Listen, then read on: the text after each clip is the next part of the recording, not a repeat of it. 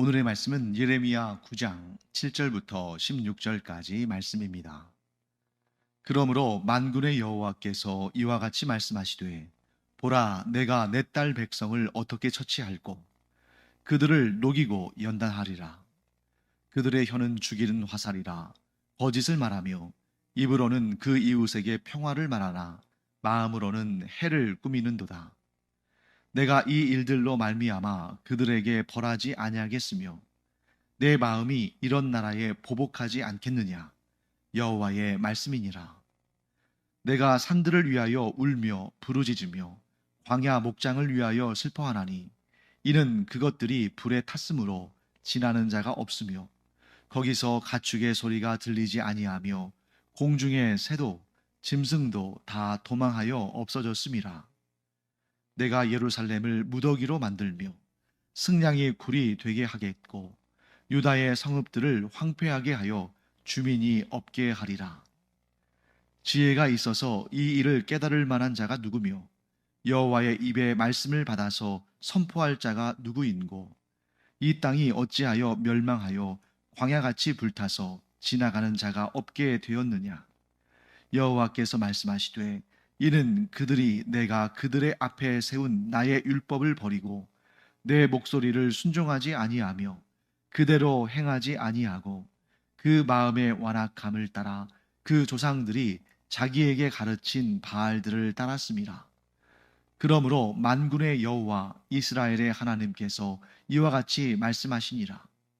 보라, 내가 그들 곧 이 백성에게 쑥을 먹이며 독한 물을 마시게 하고 그들과 그들의 조상이 알지 못하던 여러 나라 가운데에 그들을 흩어버리고 진멸되기까지 그 뒤로 칼을 보내리라 하셨느니라. 네, 하나님께서 예레미야 선지자를 통해서 계속해서 왜 이 유다 백성들이, 이 이스라엘 민족이 왜 하나님의 심판을 받는가 하는 것을 계속 말씀해 주십니다.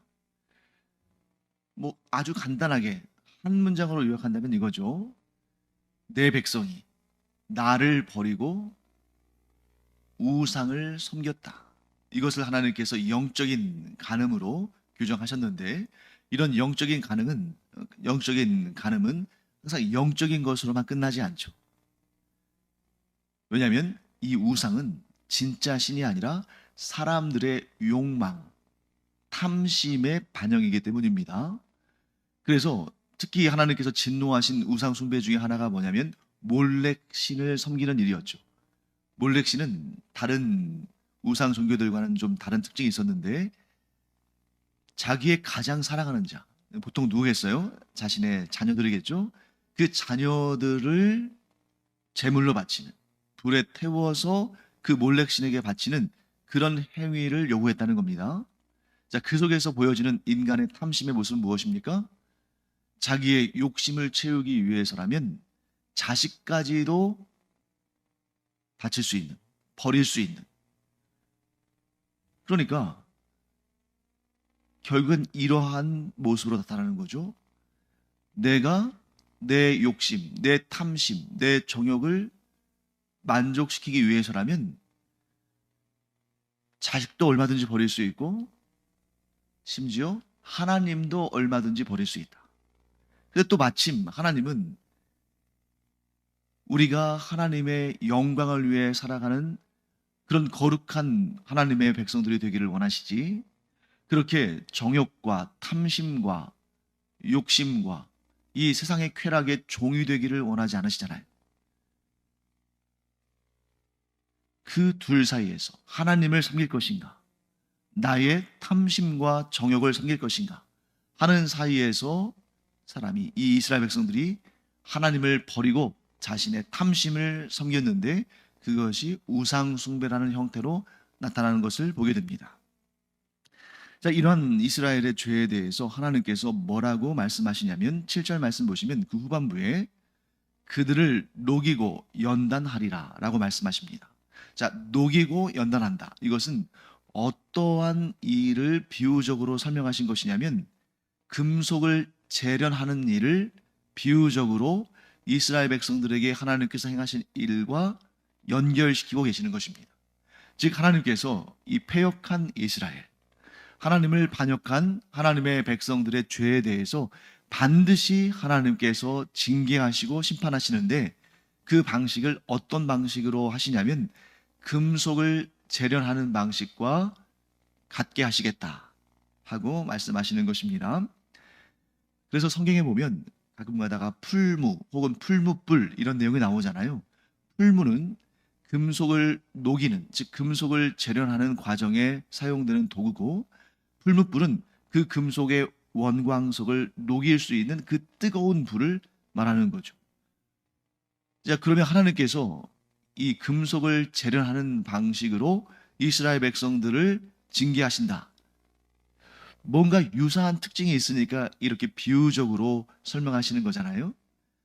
이스라엘 백성들을 향한 하나님의 징계, 하나님의 백성들을 향한 하나님의 심판과 이 금속을 재련하는 일 사이에는 어떠한 유사성이 있을까? 자, 일단 뜨거운 풀무, 곧 뜨거운 용광로에 금속의 재료들을 넣고, 즉 원광석이랄지 혹은 뭐 고철이랄지 이런 금속을 넣고 뜨겁게 달구면 어떻게 됩니까? 그 금속의 원광석이나 혹은 고철이 녹게 되죠. 자, 녹을 때 어떻게 됩니까? 원래의 형체가 사라지는 거죠. 그러니까 이 자체가, 이 물질 자체가, 이 금속이라는 물질 자체가 사라지는 것은 아니지만 원래의 형태가 사라지는 겁니다. 자, 그러면 이것을 뭐에 비유할 수 있을까요? 나라가 멸망한다. 민족이 망한다. 왜요? 이들이 하나님께서 주신 그 약속의 땅, 가나안, 그 복의 땅에서 나라를 형성하고 잘 살다가 이제 나라가 망하게 되면 어떻게 합니까? 그 나라가 없어지는 거잖아요. 나라의 형체가 없어지는 거죠. 사람들은 살아있지만 나라의 형체는 없어집니다. 마치 뜨거운 용광로 속에서 원광석이나 고철이 녹아 없어지는 것처럼 나라가 녹아 없어진다. 그렇지만 그 물질 자체가 없어지는 건 아니죠. 그 형체가 없어지는 거죠. 두 번째, 그 형체가 녹아서 없어질 때에 그 형체만 사라지는 것이 아니라 무엇도 사라지냐면 이 뜨거운 온도에 불순물들이 사라집니다. 즉 원광석을 그대로 사용하지 않고, 또 녹슬고 또 문제가 있는 부서진 그러한 고철들을 그대로 사용하지 않고, 그것을 다시 그 풀무 속에서, 그 용광로 안에서 뜨겁게 달궈서 그 형체가 사라질 정도로 녹이는 것은 단지 그 형체만 사라진 것이 아니라 그 안에 섞여 있는 불순물들이 타서 없어지는 것이다. 그 뜨거운 불에 이 원광석과 이 고철의 뭐 예를 들면 그 철이나 뭐 굴이나 이런 것들은 녹긴 하지만 남는 겁니다. 하지만 그 속에 섞여 있는 불순물들은 다 타서 사라져 버리는 거예요. 왜? 녹는 점이 다르니까. 그래서 비교적 녹는 점이 아주 높은 금속의 원 물질은 녹긴 하지만 남아 있는데, 그 속에 섞여 있는 불순물들은 이 녹는 점이 상대적으로 낮기 때문에 어느 정도만 가열을 해줘도 상당한 부분은 타서 없어집니다. 그런데 이 풀무불이 강하면 강할수록 그 속에 있는 불순물들은 더 잘 없어지겠죠. 그래서 그 속에 있는 섞여 있는 불순물들이 사라지는 것입니다. 자, 거기서 끝나지 않죠. 우리가 이제 직접 제철소에서 일하지는 않았지만 가끔 뭐 TV나 이런 자료들을 보게 되면 그런 부분들을 우리가 보잖아요. 그럼 그렇게 뜨겁게 달궈져서 거의 액체가 되다시피 한 그러한 금속의 재료를 이렇게 쭉 놓은 다음에 그것을 아주 강하게 두들깁니다. 아주 강하게 두들기는 작업을 하는데, 자, 왜 그런 작업을 합니까? 그 용광로에서 갓 꺼낸 그 액체화된 금속의 원액이 그냥 가만히 있어도 그것이 식으면서 금속으로 됩니다. 그런데 그것을 왜 계속해서 아주 강하게 타격하면서 두들기느냐? 그렇게 두들겨야 더 단단해야, 그 강도가 더 단단해지기 때문이죠. 자, 여기서 우리는 하나님이 행하시는 그 심판의 일, 하나님을 떠나고 우상을 섬긴 그 하나님의 백성들을 하나님께서 징계하시는 그 일에 대해서 이 금속을 재련하는 것과 비유하신 이유를 알게 되죠. 자, 하나님의 징계는 첫째, 하나님을 버리고 우상을 섬긴 하나님의 백성들을 향한 그들의 죄에 대한 하나님의 심판이다. 그래서 그 나라가 망하게 될 것이다. 둘째, 그러나 단지 나라만 망하는 것이 아니라 그들 가운데 섞여 있는 악하고 더럽고 추한 것들을 하나님께서 제거해 버리신다. 이스라엘 민족 하나님의 백성들은 남지만 비록 전쟁에 패해서 포로로 끌려가고 하지만 그래도 남아있죠. 하지만 그들 가운데 섞여 있는 그러한 우상 숭배와 또 그 영적인 간음과 육체의 간음과 이런 악들을 하나님께서 제거하신다. 셋째, 이러한 과정들을 통해서 하나님께서 예를 들면 그들이 심판을 받고 전쟁에서 패배하고 나라를 잃고 포로로 끌려가고 그 포로로 끌려간 곳에서 수치와 능욕을 당하고 고통을 당하고 이런 과정들이 정말 그들을 두들겨 패는 너무나 무섭고 무거운 그러한 이 과정들로 보이지만 그런 과정들을 통해서 하나님께서는 이스라엘 백성들을 마치 금속을 연단하시듯이 더욱 정결하고 더욱 거룩하며 더욱 강건한, 즉 단단한 그러한 민족들로 만들어 가실 것이다. 그러한 하나님의 백성으로 만들어 가신다 하는 내용을 설명하고 있습니다. 자, 그 다음에 이제 10절과 11절은 하나님의 심판이 얼마나 크고 두려운 것인지를 예레미야가 환상을 보면서 탄식하는 그런 내용입니다. 자, 어떤 일이 벌어질 것인가? 예레미야는 하나님께서 보여주셨기 때문에 환상을 통해서 봤습니다. 사람이 살 수 없는 곳이 되고 가축들도 살 수 없는 곳이 되고 심지어 야생 동물들도 살만한 곳이 못 돼서 도망쳐버리고 그곳이 텅 비는 그런 상황에 처할 것이다.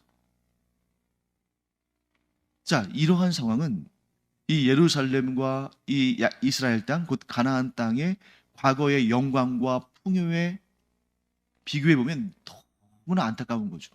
자, 원래 그 땅이, 그 가나안 땅이, 그 이스라엘 백성들이 거주하던 땅이 원래부터 황무지였다면 그들이 하나님의 징계를 받고 이루어질 그 상태를 봐도 별로 뭐 두렵거나 슬프거나 하지 않을 거예요. 그런데 예레미야를 비롯해서 이 이스라엘 백성들이 하나님께서 그들을 기쁘게 여기실 때, 즉 이스라엘 백성들이 하나님만 섬기고 하나님의 말씀에 순종하고 그 율법을 지켜 행하는 그러한 거룩한 삶을 살 때에 그들에게 주어졌던 하나님의 은혜가 얼마나 크고 아름다운지, 그들에게 있었던 그 영광, 곧 모든 족속들 가운데 하나님의 택하심을 받고 하나님을 섬기며 살아가는 그 영광이 얼마나 귀한 것인지 잃어보니까 안다는 거예요. 그것을 잃고 그 땅이 폐허가 되고 보니까 우리가 누렸던 것이 얼마나 아름답고 영광스러운 것이었는가라는 것을 안다는 겁니다.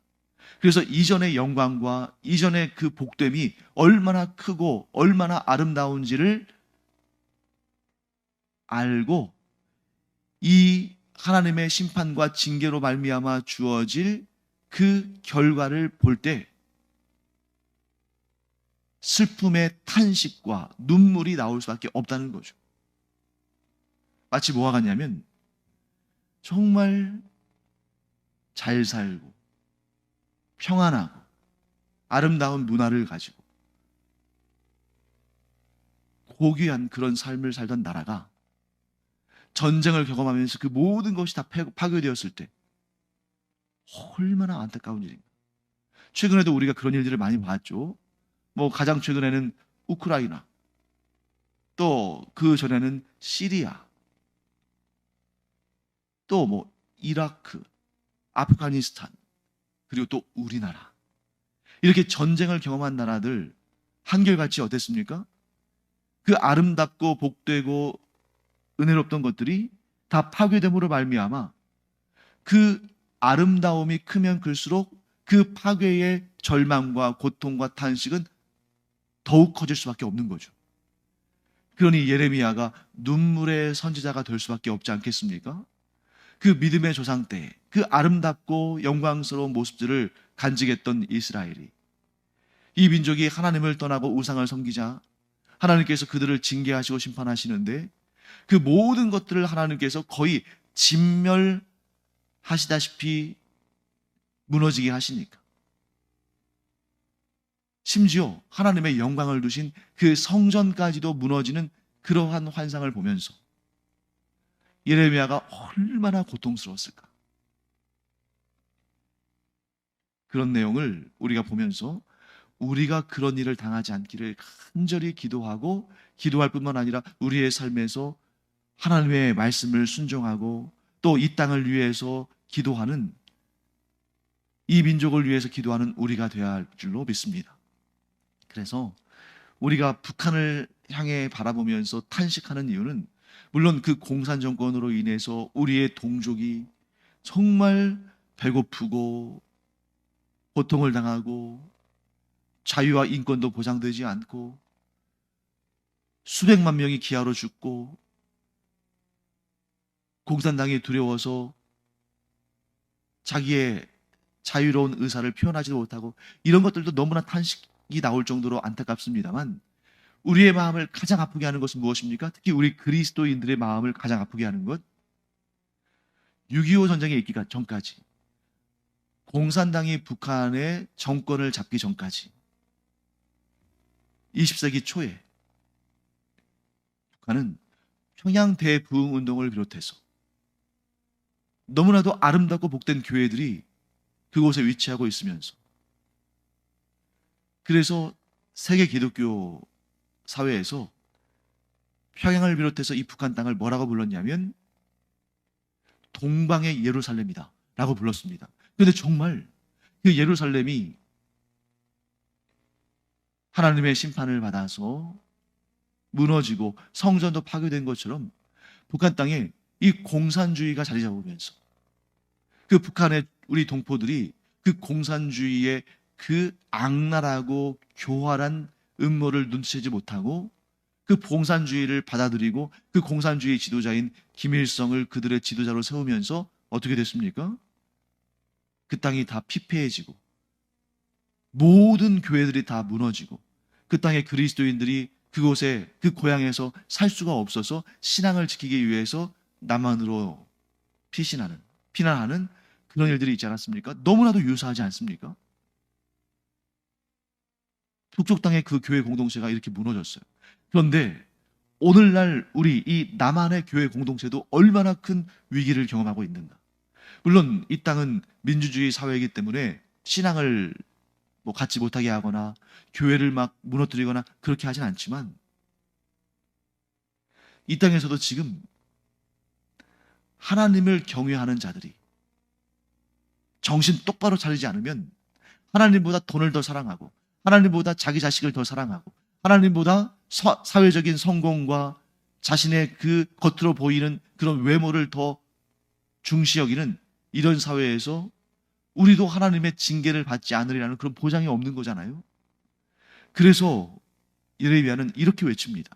12절 말씀, 지혜가 있어서 이 일을 깨달을 만한 자가 누구며 여호와의 입의 말씀을 받아서 선포할 자가 누구인고, 이 땅이 어찌하여 멸망하여 광야같이 불타서 지나가는 자가 없게 되었느냐.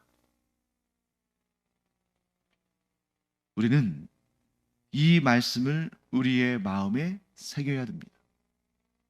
이 두려운 심판을 우리가 받지 않으려면, 우리에게는 아직 기회가 있어요. 왜 기회가 있습니까? 아직 이 땅의 교회 공동체가 무너지지 않았잖아요.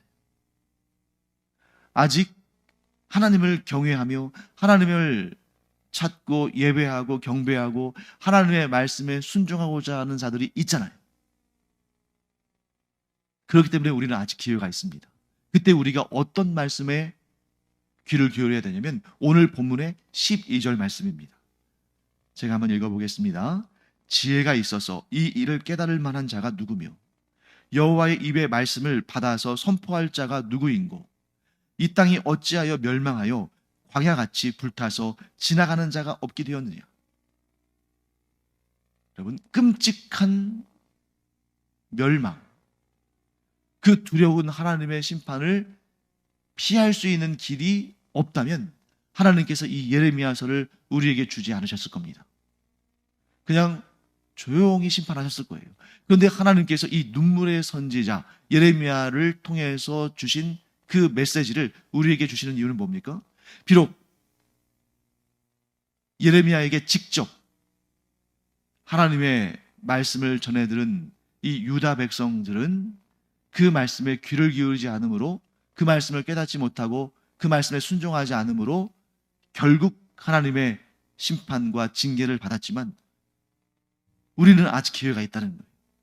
하나님의 그 두려운 심판과 징계가 임하기 전에 우리가 이렇게 하면 그 두려운 징계와 심판을 면하고 하나님께서 우리를 더 좋게 하시고 더 귀하게 들어 사용하실 것이다. 그 답을 하나님께서 이 예레미야서를 통해서 우리에게 말씀하십니다.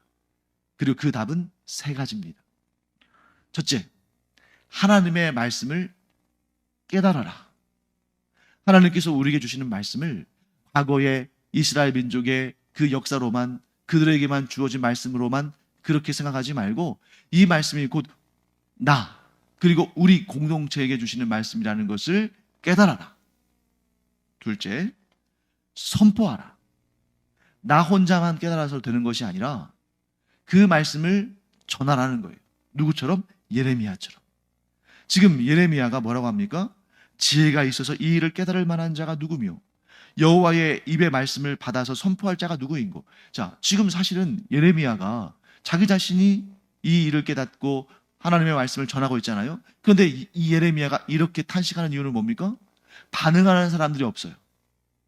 그러니까 이 예레미야와 함께 이 두려운 징계에 대한 말씀을 선포하고 그곳에 하나님이 주신 답이 있다는, 이 재앙과 이 심판을 면할 길이 있다는 것을 선포할 사람들이, 그와 함께 동역할 사람들이 많이 필요한데 그런 사람들이 나타나지 않는 것을 보면서 절망하고 탄식하는 것입니다. 자, 그렇기 때문에 우리가 한 사람 한 사람이 그런 일을 할 사람은 하나님께서 따로 세우시겠지, 나는 아니야, 이런 것이 아니라 이 하나님의 메시지를 전하는 것은 모든 그리스도인들에게 주어진 그런 사명이기 때문에 비록 내가 예레미야처럼 혹은 목회자들처럼 설교자들처럼 선교사들처럼 그렇게 앞에 서서 적극적으로 선포하지는 못한다 할지라도, 그런 직분을 하나님께서 내게 주지 않으셨다 할지라도 내 삶의 자리에서 일단 최소한 나의 가정에서, 그리고 나의 친척들 가운데, 그리고 내 삶의 주변에 있는 이웃들 사이에서 우리가 먼저 하나님의 말씀을 깨달은 자로서 거룩한 삶을 살면서, 그리고 그들을 위해서 기도하면서, 또 하나님께서 기회를 주실 때에 입을 열어서 하나님의 말씀을, 그리스도의 복음을 증거하는 삶을 살아야 한다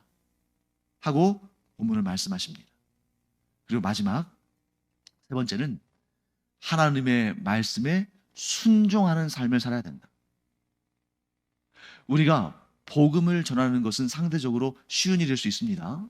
상대적으로 그것도 어려운 일입니다만, 그러나 그 복음을 우리의 삶에서 살아내는 그 순종의 삶은 굉장히 어려워요. 또 순종했다가 순종하지 않았다가 이렇게 갈피를 잡지 못하고 흔들리는 경우도 있습니다. 그럼에도 불구하고 내가 하나님의 말씀을 깨달은 자로서, 내가 이 복음을 선포해야 되는 자로서 내가 먼저 하나님의 말씀에 순종하는 삶을 살아야겠다 하는 그런 결심을 가지고 우리의 삶에서 하나님의 말씀을 순종하며 살아갈 때 그 삶 자체가 복음의 증거가 된다 하는 것을 우리가 꼭 알아야 됩니다. 그래서 세 가지, 하나님의 두려운 심판을 피하고 우리가 더욱더 존귀한 하나님의 일꾼들로 쓰임받으며 이 땅에 전쟁이 없고 계속해서 교회 공동체가 든든히 세워져 가며 또 성장하며 성숙해 갈 수 있는 방법 세 가지. 첫째, 하나님의 말씀을 듣고 깨달아야 된다. 둘째, 그 말씀을 우리의 삶 가운데에서 선포하고 증거해야 된다. 셋째, 하나님의 말씀을 내 삶에서 비록 실패할 때도 있지만 성령님을 의지해서 그 말씀에 순종하는 삶을 살아야 한다. 이 세 가지를 실천함으로 하나님께 참으로 존귀하게 쓰임받는 우리가 되기를 간절히 축원합니다. 기도하겠습니다. 하나님 감사합니다. 하나님께서 하나님의 심판을 피하고 도리어 하나님께 존귀하게 쓰임받는 길을 알려주셨사오니 이 일을 잘 실천함으로 저희가 이 땅에, 이 교회 공동체에, 나아가 이 나라 이 민족에, 그리고 이 세상에 소망이 되는 저희들 되게 하여 주시옵소서. 감사드리며 예수님의 이름으로 축복하며 기도합니다. 아멘. 기도하는 시간입니다. 우리가 이 시간 나라와 민족을 위해서, 또 이 세상에 하나님 나라 확장을 위해서 기도하는 시간 갖기를 바랍니다. 기도하겠습니다.